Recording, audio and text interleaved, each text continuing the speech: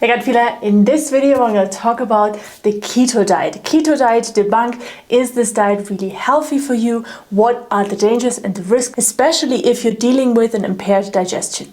Let's go. To bring us all up to speed, the keto diet is a diet that focuses on high fat and high protein intake, while it strictly limits carbohydrates. The idea of the keto diet is that because we take away the carbohydrates or reduce them to a minimum, that the body will find the fuel somewhere else and starts to break down fat cells. By breaking down fats, the body creates ketones, and this is what the body then uses for fuel because it doesn't have anything else. This state, called ketosis, is what experts like Dr. Eric Berg are praising for its health benefits, and that's exactly what we're looking into critically right now. If you're interested in having a more critical view on the most popular trends, make sure you hit that subscribe button right now and also turn on the notification bell to all notifications so you get notified when the next video or live stream to answer your question comes up. Before I explain to you in detail what are the dangers of the keto diet, let's talk about why people feel better when they start transitioning into a keto diet. There are two main reasons for that. First,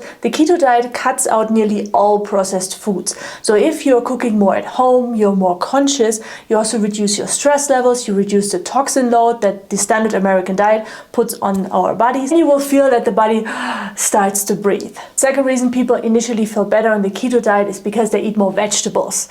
More vegetables, a little bit more fiber, and often in the initial process an improved digestion. But, and this is what this video is all about, let's talk about the 5 dangers of eating a ketogenic diet, especially long term. Danger number 5. As I shared with you before, carbohydrates are the fuel for your body. Your brain, your liver, they all need carbohydrates. We're talking especially about healthy forms of glucose.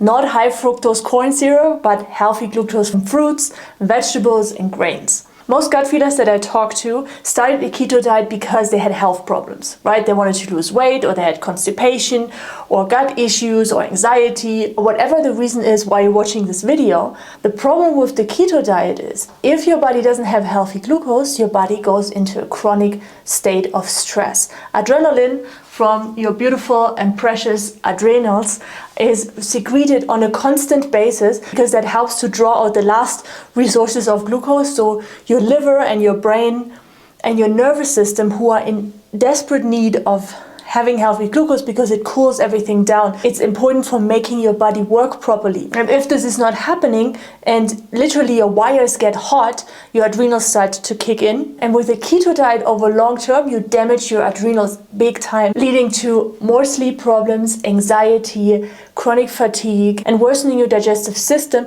because also in your digestive system there are nerve endings, and the gut motility really depends on healthy glucose for it to work. Danger of the keto diet number 4, this is probably one of the most talked about. If you limit your dietary intake from beans, you don't eat fruits, you don't eat certain vegetables, you are setting yourself up for nutrient deficiencies, and especially vitamins, because vitamins and fruits are a synonym. Fruits contain the most vitamins. Now, just one thing I wanted to share with you without making this too long, the whole B12 discussion, right? Oh, I need to eat animals so my B12 levels are high because my blood test showed that. Well, I'm just making this short. I'm going to link you a video up here where I talk about that in more detail if you want to learn more. If you have a healthy liver and a healthy microbiome, your body produces its own B12.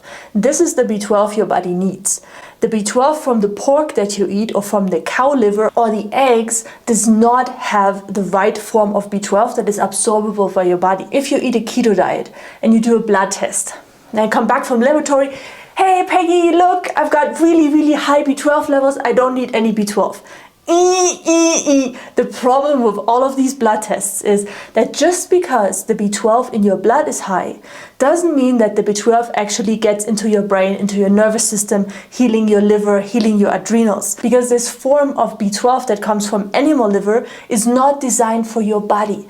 That's why the body is so smart and can produce its own B12 if it has a healthy microbiome. Danger of the keto diet number 3, probably something you haven't heard yet or aren't aware of, because that's not something that is talked about a lot. When you're dealing with chronic health issues, often your body is loaded with toxic heavy metals, chemicals, antibiotic residues that are hanging there in your liver. Maybe you have got a sluggish liver, impaired digestive system, lots of viruses, pathogenic bacteria like resistant strep in the case of SIBO, for example. What you do not want to do is a keto diet, because the keto diet makes everything worse. Because here's the thing, your liver produces bile, which is secreted into the gallbladder. These are two organs that are most impacted by the keto diet, by the way. Bile is like a waste dump, but also it contains substances that help to dissolve fats. With a keto diet, you need extreme high levels of bile just to not slide straight into indigestion, which usually happens in combination with constipation. But when your liver needs to produce that much bile, your precious liver, 1.5 kilos, 3 pounds of weight, has 1,000+ functions. Producing bile is one of them.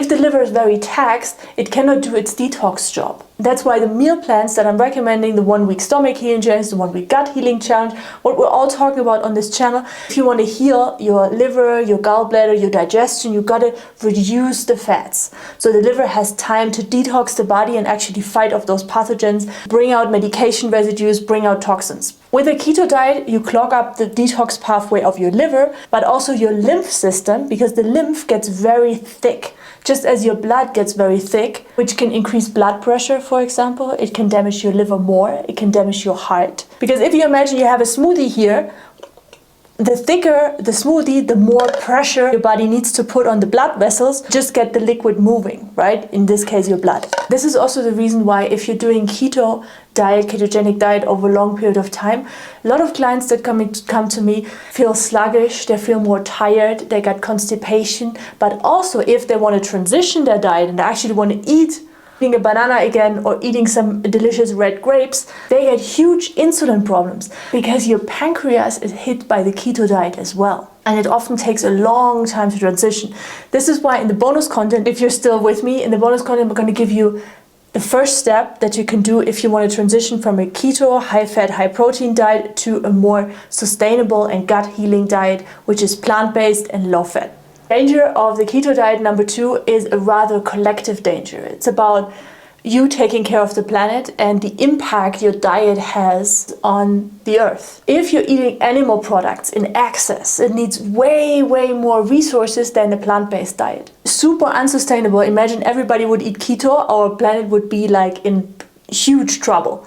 Also, if you have a caring heart, also if you become more sensitive and more caring for your animal friends with feathers and with fur, it seems very strange, at least to me, to eat 70% animal products, which actually in the long term damages your body. If you'd like me to make more videos in this direction about diet approaches debunked, where I share with you a critical view on the most common diet trends right now, then leave me a comment below with the diet you want and we might make a little series about it.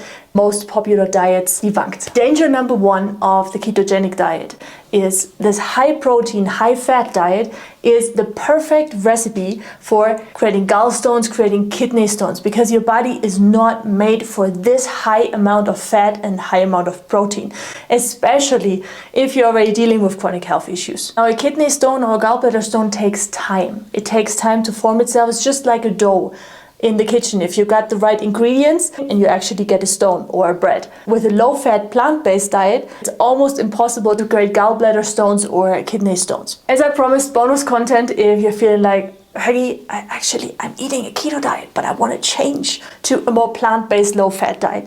The important thing here, and this is so important, I would love to just scream that out on YouTube anywhere, because I've got clients who get major issues. They come from a keto diet, they start eating bananas, their blood sugar levels spike, they get diabetes and get huge health problems. The reason for that is because the fat and the protein that you've eaten for years, for months, if it's not digested, it starts to clog up the walls of your gut lining. Yeah, so these fats and these proteins, they are there for a longer period of time. Now, a high fat and a high sugar diet together is a recipe for a disaster, because it just spikes your blood sugar levels, the sugar can't get into your cell and your pancreas goes nuts. That's why it's so important to first cleanse out those residues of toxic fats and rancid protein, which are still stored up there in your liver or even in your digestive system, before you transition into a more glucose-rich diet. And the best way, often talked about here, really not a secret weapon anymore, is celery juice. Celery juice helps to increase your stomach acid, which likely has been impaired by the ketogenic diet, and it also breaks off those fats, is nutrient dense, incredible for your nervous system, has specific salts in there and phytochemicals that restore your nervous system. So what you want to do, you want to drink for at least a week, depending on how long you did the diet. For at least a week, or better 4 weeks, every day 16 ounces of pure, fresh, exclamation mark, fresh needs to be super fresh, juiced, not from the store, celery juice every day on an empty stomach in the morning. First thing you wake up, don't drink water, drink celery juice. Then wait 30 minutes and then you can start with your breakfast. Here's the video that I want you to watch next about the low FODMAP diet and why this is such a disaster, especially if you're dealing with SIBO and with digestive issues. So watch this video right now about the low FODMAP diet.